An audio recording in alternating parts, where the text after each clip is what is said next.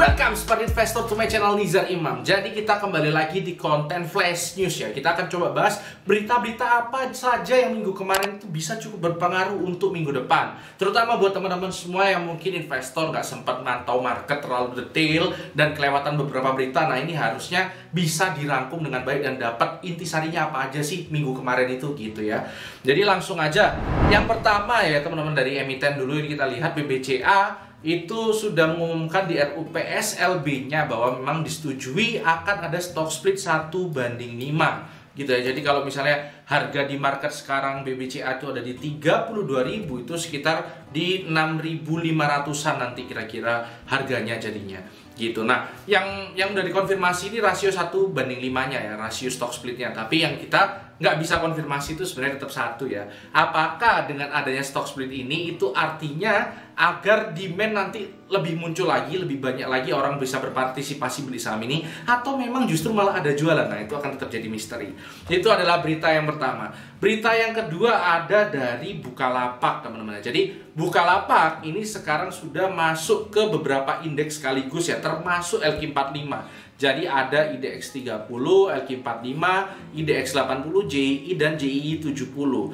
Nah, yang LQ45 ini menggantikan posisi SMRA ya. Jadi Bukalapak ini masuk, SMRA-nya keluar gitu. Dan ini melalui mekanisme yang bisa disebut dengan fast entry. Jadi ini seperti evaluasi minor ya. Jadi terkadang dievaluasi untuk menyesuaikan dinamika pasar. Tentunya kalau teman-teman baca, ini kriterianya juga cukup detail ya. Jadi ada dari free float-nya juga, ada dari market cap-nya juga.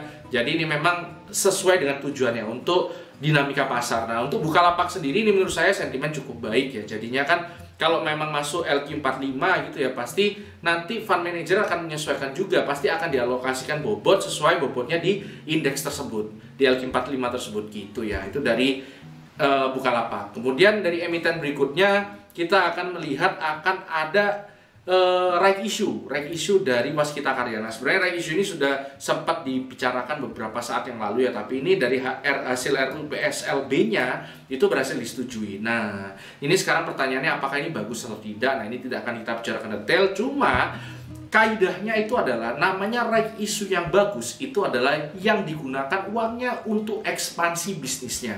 Nah, apakah Waskita Karya ini menggunakan uangnya untuk itu? Saya rasa hanya untuk menjadi cash flow aja. Jadi karena memang lagi butuh cash flow banget untuk menyelesaikan utang-utangnya segala macam. Nah, kurang lebih seperti itu untuk Waskita. Nah, sekarang kita akan coba masuk ke komoditi ya. Ini yang menarik, Kalau kita lihat flash news minggu kemarin juga, itu kita tahu ya bahwa tambang atau batu bara itu sekarang sedang ada di resisten harganya. Kemarin 2 minggu yang lalu ya, di 180-an ini mentok. Nah, sekarang ini sempat, kalau kita lihat di kontrak September 2021 dari ICE Newcastle, ini sempat melewati resistennya, meskipun ini ada koreksi lagi habis itu ya. Jadi sempat melewati 180 sampai ke 185-an. Sempat ke situ ya. Dan ini menyebabkan beberapa saham yang ada kaitannya dengan batu bara itu pada lari, terutama yang paling kenceng ini ya Harum ya. Nah, karena Harum ini juga ada nikelnya juga. Dan ini memang lagi bagus-bagusnya performanya Harum. Ini kita bisa lihat ya, kenaikannya 2 hari ini tuh gila banget sih.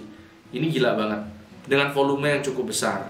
Nah, terus kemudian juga kita lihat seperti Adaro juga ada dampaknya yang langsung lewat resisten 1400 ke 1500 langsung. PTBA ini juga sempat naik cukup banyak ya. Yang nggak naik itu kalau nggak salah ITMG ya. Nah, ITMG ini malah nggak naik karena mungkin udah naik duluan gitu ITMG. Nah, itu sih untuk call seperti itu ya. Jadi saham-sahamnya udah mulai naik. Kalau kemarin-kemarin itu kan nggak ngefek tuh, harga batubara naik nggak ngefek. Nah, sekarang udah mulai ada efeknya. Kira-kira gitu. Nah, sekarang kita ngomongin ke makro. Makro itu yang paling rame kemarin soal Evergrande ya, yang dia bisa dinyatakan itu mau default, nggak bisa bayar utangnya. Nah, ini akan kita bahas lebih detail nanti di hari Minggu ya. Jadi saya bahas pembahasan yang lebih mendalam, lebih kompleks, dan saya padatkan di video hari Minggu tentang Evergrande ini. Apa saja dampaknya, kemudian ya kira-kira penyebabnya apa, itu kita bahas di sana. Tapi yang pasti seminggu kemarin tuh Evergrande itu rame banget diomongin gitu. Nah, kemudian berikutnya itu adalah tentang adanya ini ya. Nah, US sendiri itu sekarang juga mengalami kesulitan ya untuk membayar bunga utangnya ya. Jadi ini kemarin ini dibicarakan perlu ada ngutang lagi, kalau enggak nanti bisa dikatakan default. Nah ini cukup menarik nih ya, kita harus lihat. Nah ini masalahnya itu adalah kalau mau ngutang lagi itu juga utangnya udah terlalu banyak. Jadi ini menarik nih, solusinya seperti apa gitu. Nah berikutnya adalah tentang The Fed ya, yang mengumumkan tapering akan dimulai dari November sampai dengan pertengahan 2022 ini ya, kira-kira seperti itu. Dan ini juga kita bisa lihat ini akan dibicarakan lagi di rapat FOMC di 2-3 November ya. Nah ini tapi yang perlu kita ketahui ya, sebenarnya yang paling efek itu adalah suku bunganya. Dan di sini di state bahwa ini tidak akan serta-merta langsung menyatakan kenaikan suku bunga gitu ya. Jadi terpisah pembahasannya nanti tentang suku bunga sama tapering ini. Yang pasti yang akan dilakukan adalah pengurangan program pembelian obligasi.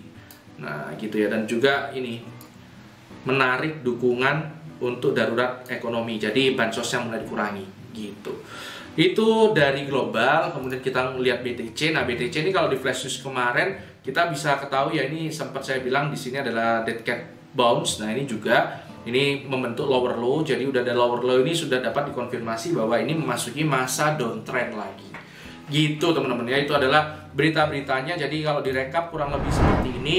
Nah batu bara break resistance, saham batu bara naik, BBC ASS buka masuk LQ45, Waskita RI, tapering mulai November, Evergrande default, US ada kemungkinan default, dan kripto sudah mulai downtrend. Itu aja episode kali ini. Karena hidup harus seimbang, tetap cerdas, tetap sana.